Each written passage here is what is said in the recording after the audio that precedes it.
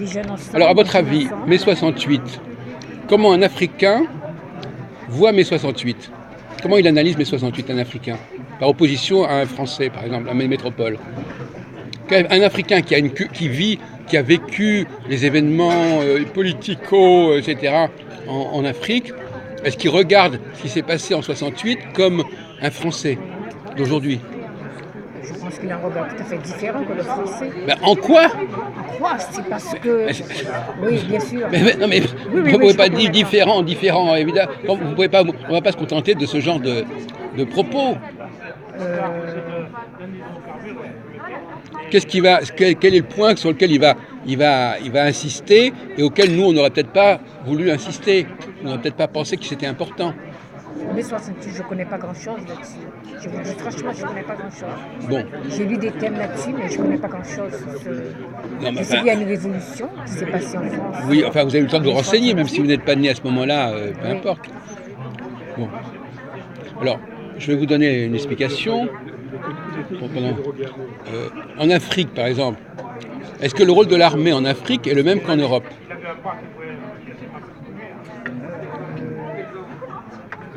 Je ne m'intéresse pas à leur... Comment? Je ne m'intéresse pas à leur... Voyez-vous? Donc, excusez-moi, alors là, voyez-vous, je vais aller dans le même sens que Valentin. Dire ça ne m'intéresse pas, c'est déjà très féminin. Parce que finalement, l'Afrique, elle existe. Hein, il y a des événements qui existent. Et qu'est-ce qui peut justifier qu'on ne s'intéresse pas à un continent et à la vie politique de ce continent? Ça, c'est, les femmes, comme ça, elles se cloisonnent. Elles disent, ça, je ne connais pas, ça, c'est pas présenté, etc. Un homme, lui, même s'il n'a aucun rapport avec l'Afrique, il va essayer de comprendre l'Afrique. Et vous? Donc, vous limitez, vous cloisonnez un petit peu trop. C'est ce que je ne comprends pas. Mais 70, ça existe. C'est un événement majeur dans l'histoire des 50 dernières années du XXe siècle. Bon, donc on ne peut pas l'ignorer et vous ne pouvez pas dire je ne connais pas mai 68. Même lui, par exemple, il est né en 83, il connaît mai 68 un petit peu quand même. Vous-même, vous avez quand même des idées sur mai 68. Vous ne devez pas me dire que vous n'avez aucune idée de mai 68. Il y a une révolution, c'est quoi une révolution? Qu'est-ce que c'est que cette révolution? Et le pouvoir est tombé, qu'est-ce qui s'est passé en 68? Il y a eu un changement, c'est comme la révolution de la Bastille, le roi est tombé, qu'est-ce qui s'est passé en 68? Quelles ont été les conséquences de 68 sur la vie politique française? Bon, voilà. Je suis désolé, vous nous avez fait la démonstration. C'est inacceptable, je vous le dis très franchement, c'est inacceptable. Donc vous avez un mode de fonctionnement, voyez-vous ça, aucun homme va répondre comme ça. Parce qu'il ne peut pas dire qu'il ne connaît pas mai 68. Il ne peut pas dire qu'il ne s'est pas intéressé à mai 68. C'était un moment... J'ai beaucoup entendu parler de mai 68. Eh bien justement. Je n'ai jamais ouvert un ouvrage. On vous demande pas d'ouvrage. Qu'est-ce que vous avez entendu sur mai 68? Parce que vous dites que vous avez entendu beaucoup parler de mai 68. Brièvement. Qu'est-ce que vous avez entendu? Quelles idées vous vous êtes fait de mai 68? Et est-ce que vous avez vérifié? Est-ce que vous avez complété? Bon, voyez-vous, c'est ce qu'on est... En ce moment, il y a eu une grève de la NCF. Oui.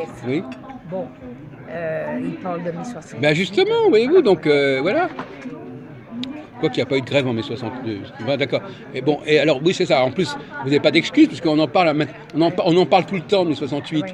Donc, à un moment donné, vous devez dire, mais qu'est-ce qui s'est passé en mai 68? Eh bien, vous ne le faites pas. Donc votre cerveau n'est pas programmé pour combler les informations, pour compléter les informations que vous avez. Et ça, c'est typiquement féminin. Je trouve que c'est très désagréable de savoir tout ce qui s'est passé en mai 68. Comment? C'est très désagréable de s'instruire sur tous ces problèmes. C'est désagréable? Oui, ça... Mais vous êtes sociologue ou pas? Bah écoutez, on a quand même une grosse activité qui me motive beaucoup plus que... Voilà, c'est-à-dire que vous êtes dans un créneau très particulier, oui, voilà. Très pointu. Ça aussi, c'est très féminin. Vous connaissez des choses sur un segment très pointu, et à côté, vous ne connaissez rien. Oui.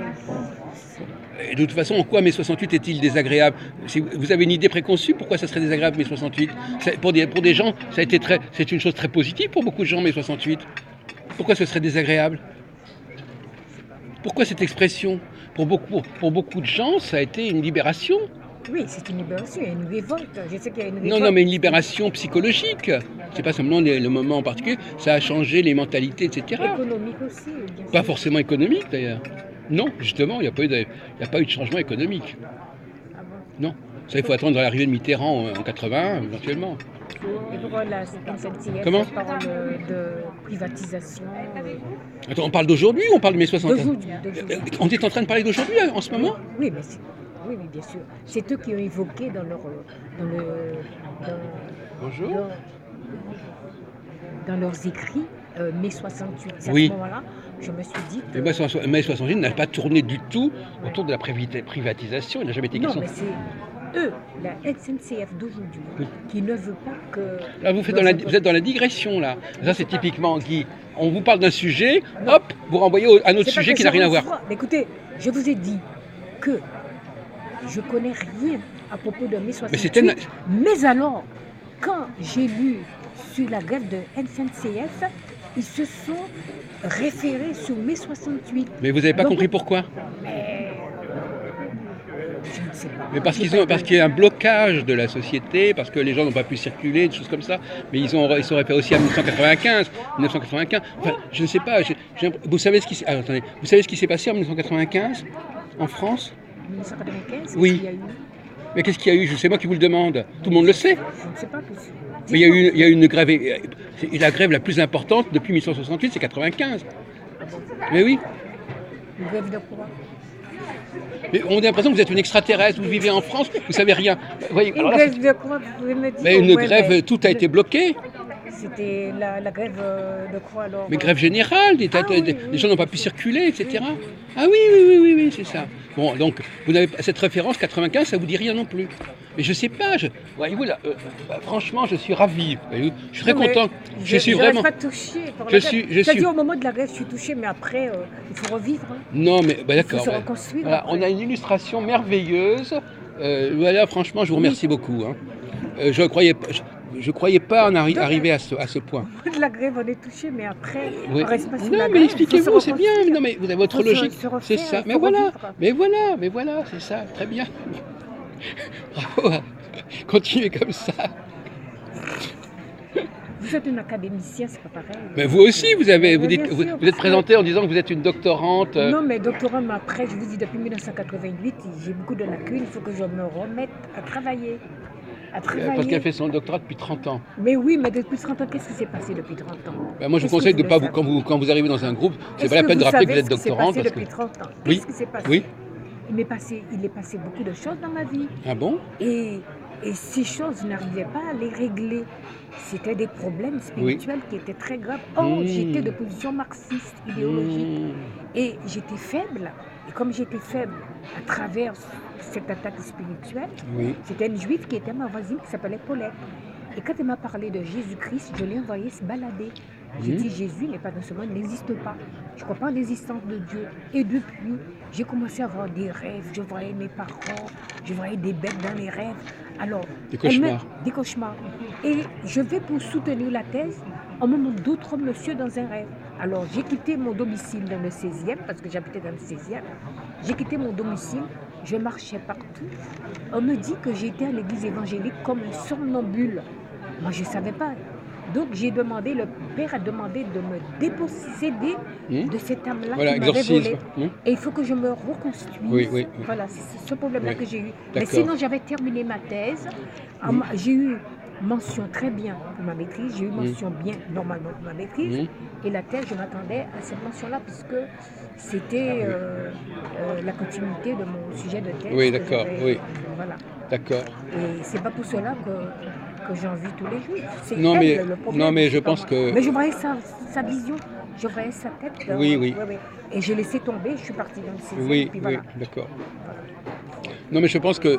vous savez, moi, je dis toujours, la pathologie chez un homme n'est pas la pathologie chez une femme. Oui, par exemple, un homme, par exemple, on va dire que tel homme, par exemple, est malade, mais si c'était une femme, on ne dirait pas qu'il est malade. Ah bon? Non? Parce qu'il y a certains comportements qui, chez une femme, sont normaux et qui ne sont pas chez un homme, et inversement. Ben oui. Pourquoi voudriez-vous que les normes ne sont pas les mêmes? Oui, alors pourquoi voudriez-vous que la norme soit la même? Les normes organiques, bien sûr. De même que, par exemple, des choses qui sont tolérées chez un enfant de 8 ans et pas chez un homme de 40 ans.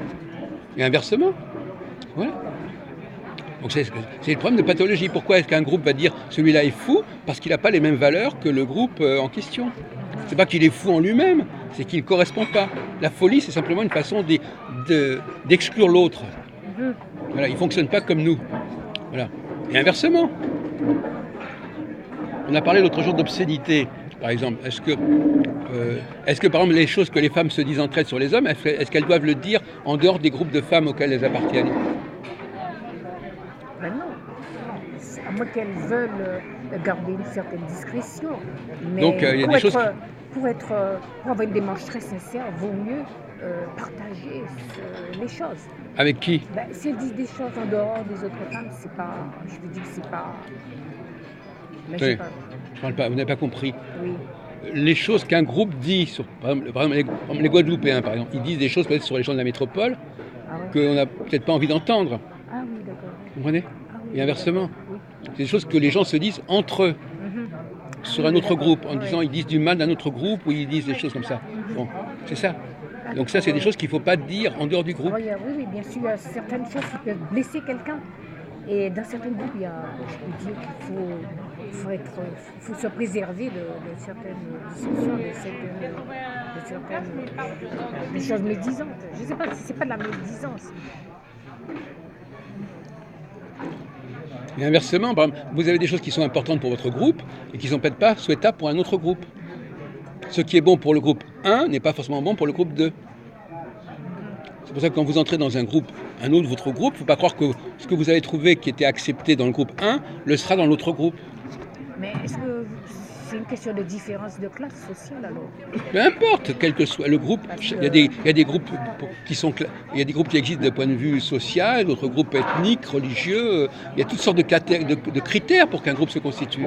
Oui. Bon. Et ben on ne peut pas passer comme ça indifféremment d'un groupe à un autre groupe. Pour toutes sortes de raisons. Ce qui peut marcher dans le groupe numéro 1 ne marchera pas dans le groupe numéro 2. Ce qui sera accepté dans le groupe numéro 1 ne marchera pas forcément dans le groupe numéro 2.